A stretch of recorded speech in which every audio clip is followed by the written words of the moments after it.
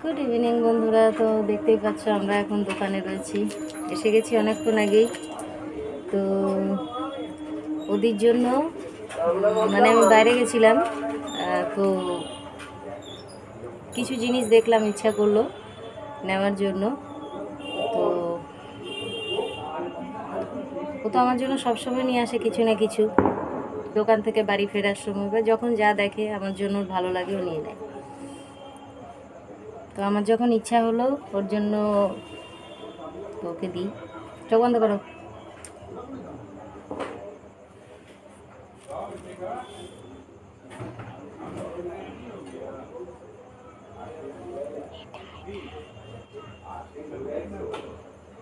এটা দেখে আমার খুব ভালো লাগলো, মনে হলো ওর জন্য নিই, তাই নিয়ে নিলাম।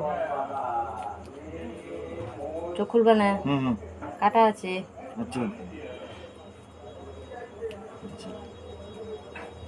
আরেক হাত বাড়াও, খোলো। Thank you.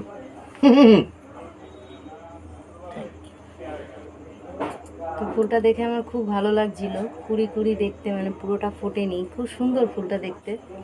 আর এই ফুলটা তুমি তোমার কাছের মানুষকে দিলে, সারপ্রাইজ। ইচ্ছা করে মাঝে মাঝে, যদিও ওর টাকাতেই ওকে দিলাম, কিন্তু নিজের ভালো লাগলো দেওয়াতে। আমার হাতেই ধরেই দিলা। তুমি নিলে তো কি কাটাটা ভাঙতে? না, কাটা এখানে ধরো, এখানে গোলাপে কাটা থাকবে, এটা তো স্বাভাবিক। তাই আমার হাতে ধরে বসতে হবে। আর এই যে লজেন্স, পালস। লজেন্সের কি স্মৃতি আছে লজেন্স আর ফুলের সঙ্গে কিছু? লজেন্সের সাথে স্মৃতি হচ্ছে প্রথম যখন আমাদের দেখা হয়নি, ফার্স্ট তুমি আমাকে এই দুটো জিনিসই উপহার পাঠিয়েছিলে, না দেখে, শুধুমাত্র ফোনে একটা গলার আওয়াজ শুনে।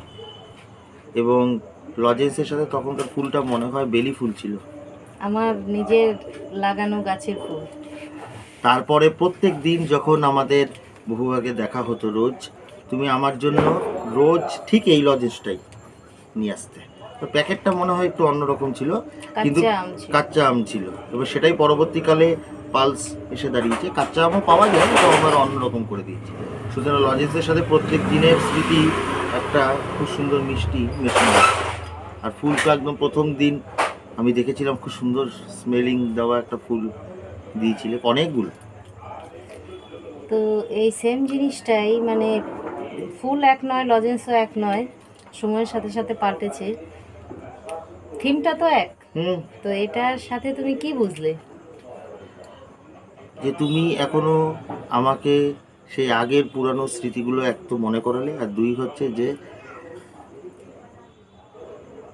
এই ফুলের সাথে লজেন্সের সাথে এই স্মৃতিটাই আছে, যে তুমি একদম ফার্স্ট দিন যেটা আমাকে রিমেম্বার করিয়েছো, মনে করিয়েছো, সেই জিনিসটাই পুনরায় আমাদের সারাদিন ব্যস্ততার মাঝে দুজনের মনে করালে। Thank you. সুন্দর ফুল। আমি তোমাকে অনেক অনেক ভালোবাসি। আমিও ভালোবাসি অনেক। তো ব্যাস এইটুকুই দেওয়ার ছিল, আমি তো বেশি কিছু তোমায় দিতে পারি না। না না, মাঝে মাঝে এরকম অস্বাভাবিক সারপ্রাইজ খুব ভালো লাগে। ব্যস্ততার মাঝখানে কোনো মানুষ যদি তাকে ফিল করায় যে তুমি আমার কাছে খুব স্পেশাল, নামি দামি গিফটের থেকে অনেক বেশি। এবং সারাদিন 24 ঘন্টার মধ্যে আমাদের প্রত্যেকেরই দৈনন্দিন কাজকর্মে আমরা এত ব্যস্ত থাকি, বাইরে কেউ সংসারে, কেউ ঘরে, প্রেশার থাকে প্রচুর আপকামিং ডেগুলোতে কি চলবে কি না চলবে সংসারে এবং বাইরে। ছেলেরা বিশেষ করে তারা তো তাদের নিজেদের কাজে ব্যস্ত থাকবেই, তারা কি করে আপকামিং ডেগুলোকে চালাবে। হট করে কেউ যদি সারপ্রাইজ করে দেয়, আর সেটা যদি স্পেশালি তার সব থেকে কাছের মানুষ মানে বউ হয়, তাহলে তো কথাই নেই। জন্মদিনে উপহার পাওয়া বা ভ্যালেন্টাইন ডে বা কোনো ম্যারেজ অ্যানিভার্সারিতে উপহার পাওয়ার থেকেও এটা বেশি স্পেশাল, কারণ ওখানে একটা এক্সপেকটেশন থাকেই যে হয়তো মেবি কিছু দেবে, কিন্তু এটা তো আনএক্সপেক্টেড জিনিস প্রত্যেকেরই আশা করি ভালো লাগে, যদি ভালোর দিকে হয়তো। তোমার ভালো লেগেছে, মানে কিছু চিন্তা ভাবনা করা ছিল না, ফুলটা দেখে মনে হলো তোমার জন্য নেওয়া উচিত। আর লজেন্সটা দোকানে যখন গেলাম দেখলাম, মনে হলো নিয়ে নিই। তারপর দুটো নেওয়ার পর মনে হলো যে সারাদিন যে ব্যস্ততার মাঝে তুমি থাকো, অনেক সময় অনেক কথা তুমি চাইলেও ফোন করে হোক বা সাথে থেকে হোক বলে উঠতে পারো না। একে অপরকে আমরা সেম বলতে পারি না। আমারটাও হয়। হ্যাঁ হ্যাঁ মানে তুমি আমার জন্য ব্যস্ত, আমিও তোমার জন্যই ব্যস্ত, দুজন দুদিকে। কিন্তু তার মধ্যেও একে অপরের কাছে পৌঁছানো, সেই কথাগুলো বলা বা অনেকটা গ্যাপিং চলে আসে। হয়তো এমন একটা সময় মনে পড়লো কথাটা বলার জন্য, হয়তো সেই কথাটা তখন উপযুক্তই না। তো তার জন্য মনে হলো যে ফিল করানো। তুমি আমার জন্য,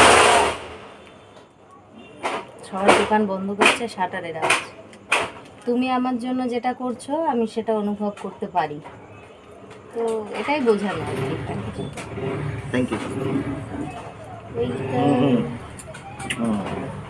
এইটা এটা আরো বেশি স্পেশাল।